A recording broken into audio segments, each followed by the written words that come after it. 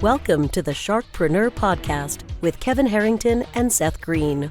Kevin Harrington is the inventor of the infomercial, one of the original sharks from the hit TV show Shark Tank, and has generated over $5 billion in TV and digital direct response sales. Seth Greene is the world's first trusted authority on cutting-edge direct response marketing, a best-selling author, and the only 3-time Marketer of the Year nominee. On the podcast, Kevin and Seth interview sharkpreneurs who share straight talk on what it takes to explode your business. 49 faces looked to him in triumph. Over the last 12 months, they had each taken turns and promoted his business for a week at a time, driving over $987,342 in revenue. What if you had a network of 50 centers of influence who promoted your business every week for a year? Grab your copy of the #1 Amazon best-selling book, The Ultimate Guide to Growing Your Business with a Podcast, at 33% off the Amazon price by going to ultimatepodcastbook.com. Again, that website for 33% off the Amazon price is ultimatepodcastbook.com. Welcome to the podcast. This is your co-host, Seth Greene. Today, I have the good fortune to be with Karl Maier. He is the founder of Abunden and an experienced CEO and business advisor who's played a key role in doubling sales at 5 companies in just 2 years. We're going to dive into that for sure. Abunden is a company dedicated to helping businesses grow by understanding their numbers, building repeatable business systems, and organizing their team, particularly in today's challenging economy. Karl, thank you so much for joining us. I'm excited to be here, Seth. We're excited to have you. Let's go back in time. How did you get started? Wow, that's been a couple years, and I came out of undergrad with economics, went straight to an MBA, ended up in consulting with one of the big accounting firms. After a couple years, got hired away by one of the big banks, and did that for a number of years till my parents twisted my arm to come work for the family business. So that led me a whole different path. So yeah. I'm sure the longer version of that story could probably be in a book somewhere if it isn't already. Yeah, I'll save you the whole book. I appreciate that. So let's go fast forward. So how did Abunden get started? So I'd been, after a couple of full-time CFO gigs for a total about 9 years, and a little investment banking in between those two, I joined a regional CPA firm and was doing consulting, fractional CFO type work. And after 4 or 5 years of that, decided that I preferred the flexibility of being on my own. And so that's how Abunden got started. Awesome. And then you've helped companies, I think I read that right. I think about 5 companies double sales in 2 years. How do you do that? What are the top factors that enable such fast and sustainable growth?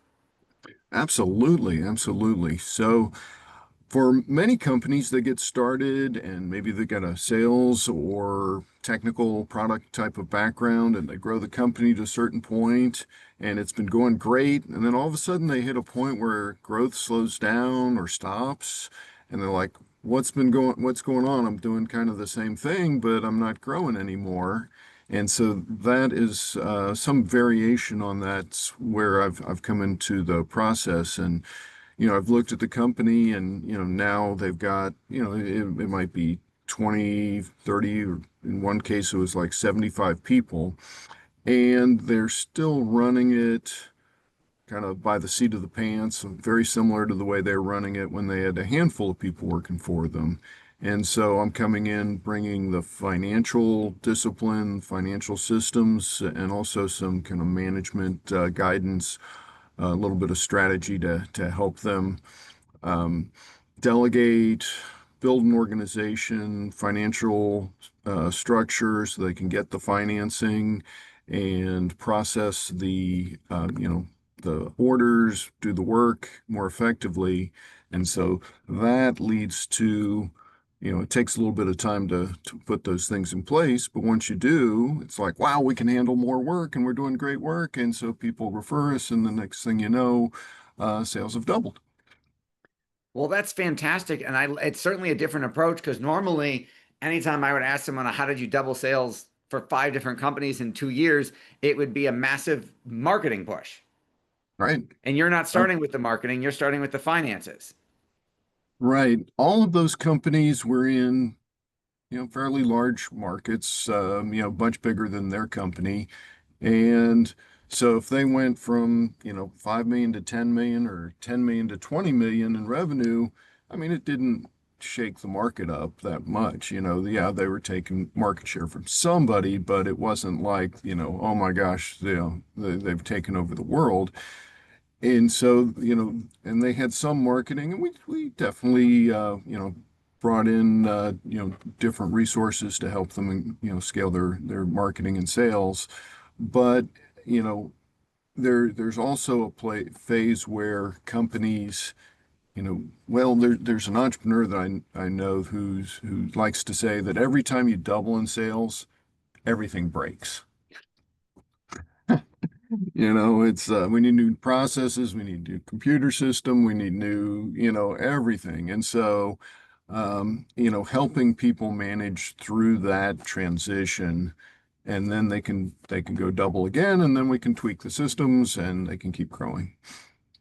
Awesome. How do you identify early signs of cash flow problems, and what steps are you recommend to prevent them from escalating?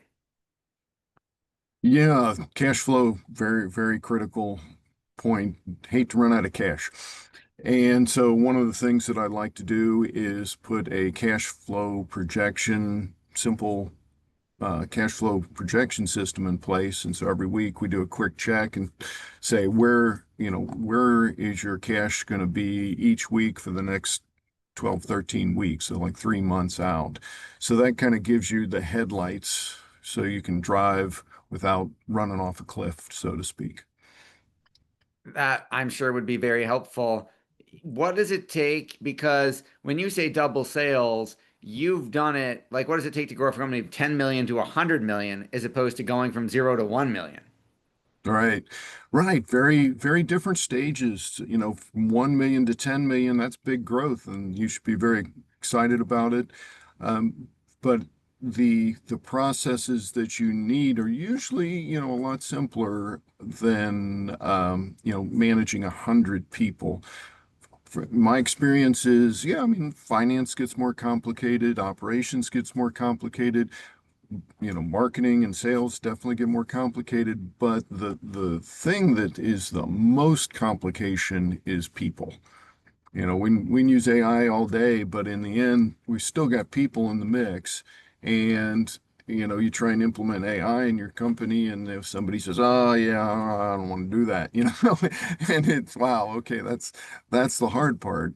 So helping keep people motivated, keep people on the same, direction.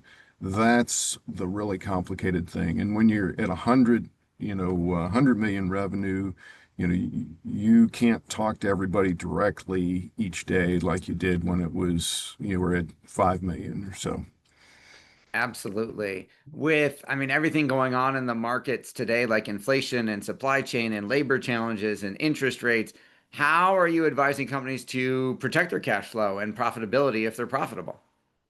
Right. It's a lot of changes going on, and that can be nerve-wracking. But for an entrepreneur, for a small company, that can be an opportunity as well. So I'd like to encourage the companies I work with to, look for the opportunities, keep an eye on their operations, look at, with inflation or, wage labor prices going up or hard to find people, make sure we're looking after our people, that we're paying them. We look at our customers, make sure we're keeping up with, are keeping our margins strong. So that looks at pricing and that involves sales. So it all kind of fits together, to work with the company and help them from all these different perspectives so they can grow and succeed with all that chaos going on. Not everybody listening to this show is going to have $100 million company. Who is an ideal client for you? I love to work with companies that, have the ambition to get to 100 million. And so it might be that, you're the startup that has got a great idea and, you need to get the capital to move forward, or it may be you're somewhere along that journey, you're at 10 or 20 million and, you're how do we accelerate our growth and navigate all those pitfalls you mentioned a few minutes ago. You developed something called the Abunden framework. Without giving away too much of the secret sauce, can you tell us a little bit about what it is? Yeah, and I put a little bit of that in the book I wrote a couple years ago, and it's the Abundant Framework is a process for identifying opportunities in all the chaos that we're facing, and managing through that. So it's managing internally, and delegation and financial management is really what it's about. Talk about the book, please. What's the name of the book? What inspired you to write it? Yeah, it's called Surfing Economic Chaos. You can find it on Amazon, and all the changes. My background's economics and finance, but all the changes we're seeing in the world is really some fundamental shifts, and I just felt like that was important to share with people so that we could everybody could find those opportunities. And I think the U.S. is really well positioned worldwide, and I think particularly for American entrepreneurs, it's a great opportunity to move forward. You have helped so many other companies achieve success. What's your biggest challenge now? Well, I guess one of the challenges is, you can't help everybody. And so it's, for the people that are a great fit, I'm excited to work with them. And for the people that aren't as, perfect of a fit, it's connecting them with the resources so they can be very successful as well. Your passion is obvious. What do you like best about what you're doing? I love to see companies grow. I've seen, my family had some challenges with their business, and so I've seen the impact that can have. And so, helping people by helping their companies be successful, to me is kind of that's my personal passion. Really touches some of my family's experiences. So yeah. For companies who are in that sweet spot that you said, like 7 to 70 employees, what are the 5 things that they should audit in their business to get ready for that next phase? Cash flow's always number one. It's your people, and are you developing the management, the team, the leaders? It'd be the next thing. Do you have the financing to grow? So, which kind of leads to the question of, are you forecasting and planning effectively, and do you have the systems in place to keep track of everything that's going on in the business? Those would be the things I would point to. All right. Well, we know your time is incredibly valuable. We greatly appreciate you spending some of it with us. For our folks watching or listening, where is the best place for them to go to learn more?